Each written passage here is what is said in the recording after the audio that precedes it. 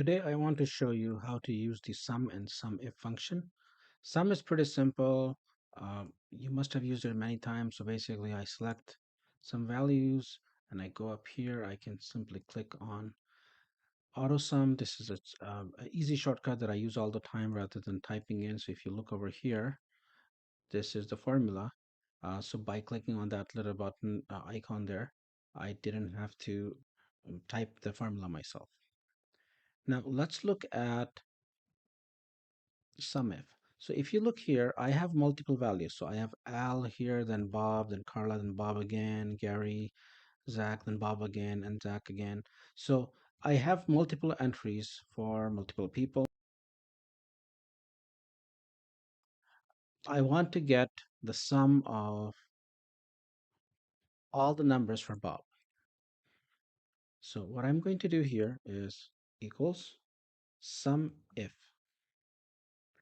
So I'm going to define a condition here. So in this row here, this is This is where my condition is.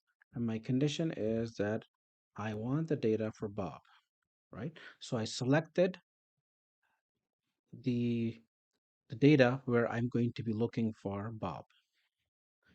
And then I'm going to say that if there's a value Bob, then I need a sum.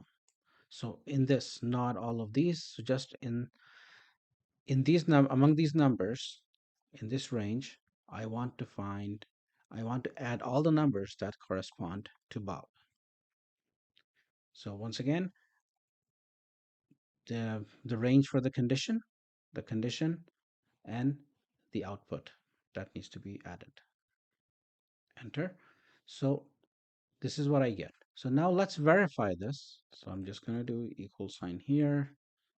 There's a Bob here plus the second Bob and then the third entry for the Bob. Okay, there we go. We got the same numbers, right? Now, if I move it across, note that I'm not getting the values, right? Why is that? Because I don't have absolute values here. So what I'm going to do here is I want these to be absolute. I don't want you to change the column D, but you're free to change column E, right? So these conditions don't change, but um, these values, instead of adding numbers for this column, I want the numbers added for this column and then later on this column. So let's see if that works now. There you go. So now I have these numbers here. I hope this was helpful. I will see you in the next video.